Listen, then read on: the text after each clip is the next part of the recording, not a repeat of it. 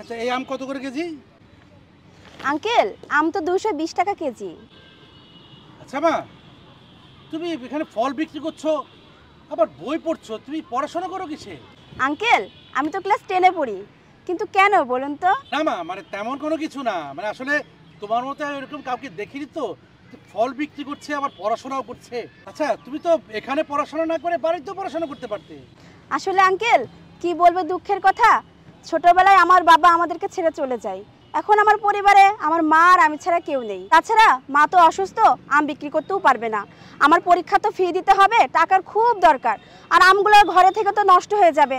তো ভাবলাম আমগুলো বিক্রি করলে আমি কিছু টাকা পাবো, আমার পরীক্ষার ফিটাও দিতে পারবো, আবার মা মেয়ে দুইটা ডাল ভাতও খেতে পারবো। সত্যি মা, তোমার কথাগুলো শুনে আমি খুবই মুগ্ধ হয়েছি। তোমার মতো এরকম লক্ষ্মী মেয়ে যদি সমাজের প্রতিটা ঘরে ঘরে থাকতো, তাহলে আমাদের সমাজ অনেক বদলে যেত, সমাজের শিক্ষিত হার বেড়ে যেত। তুমি এরকম ফল বিক্রি করে তুমি তোমার পরীক্ষার ফিস দিবে, পড়াশোনা করবে, বড় হবে, এই স্বপ্ন দেখছো।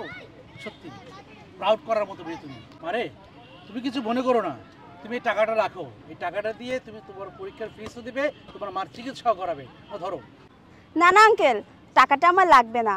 তাছাড়া এই আমগুলো বিক্রি করলেই আমার টাকা হয়ে যাবে। ধরো মা। আচ্ছা ধরো আজকে যদি তোমার বাবা বেঁচে থাকতো, তোমার বাবা দিত, তুমি কি নিতে না? ধরো মা। না মানে আচ্ছা ঠিক আছে, আপনি এত করে যখন বলছেন তাহলে টাকাটা আমি নিচ্ছি। আসলে আপনার মতন এমন বাবার যদি প্রতিটা ঘরে ঘরে থাকতো, তাহলে আমাদের মতন এইসব অসহায় মেয়েদের খুবই ভালো হতো। ঠিক আছে মা, ভালো থাকো, আসি। হ্যাঁ আচ্ছা আঙ্কেল। ভাইয়া, আমি রিপোর্টটা দেখে যেটা বুঝতে পারছি, রোগীর অবস্থা খুবই খারাপ। তার অপারেশনের জন্য 10 লাখ টাকা প্রয়োজন। তাকে যদি বাঁচাতে চান এই মুহূর্তে তার ইমার্জেন্সি অপারেশন করতে হবে। এর জন্য প্রয়োজন 10 লক্ষ টাকা। আপনি একটা কাজ করুন, আপনি বরং আমাদের কাউন্টারে 10 লক্ষ টাকা জমা করে দিন, তারপরে আমাদের চিকিৎসা শুরু হবে। 10 লক্ষ টাকা ম্যাম? এত টাকা এই মুহূর্তে আমরা কোথায় পাবো? তাছাড়া স্যারের অনেক টাকা ছিল এক সময়, কিন্তু স্যার বেশ কিছুদিন বিজনেসে লস খেয়ে এখন স্যারের আর্থিক অবস্থা খুব একটা ভালো নেই।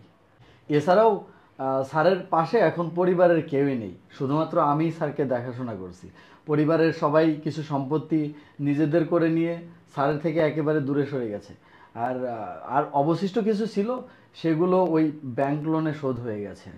ম্যাডাম, 10 লাখ টাকা তো দূরের কথা, এই মুহূর্তে আমাদের 10,000 টাকা ম্যানেজ করার মতো কোনো অবস্থা নেই।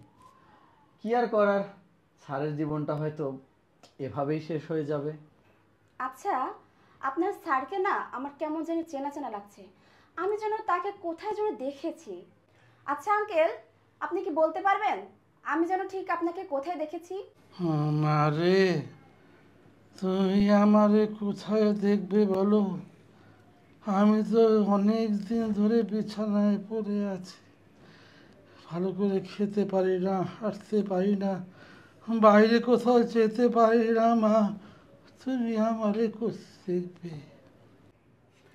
আচ্ছা আচ্ছা আঙ্কেল, আমার মনে পড়েছে।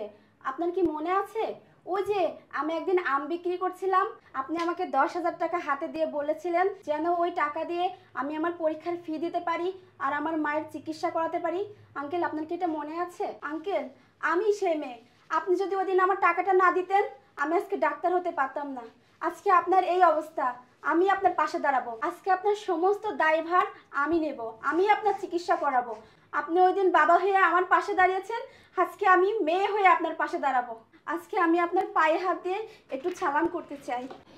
মারে, আমি আমি তো আশা ছেড়েই দিয়েছিলাম যে আমি হয়তো বাঁচবো না।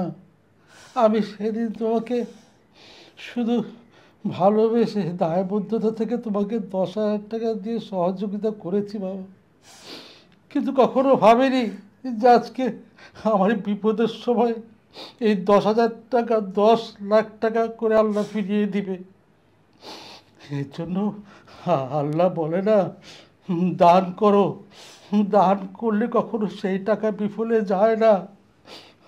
আমি তোমার জন্য অনেক দোয়া করি মা, আল্লাহ তোমার অনেক ভালো রাখুক।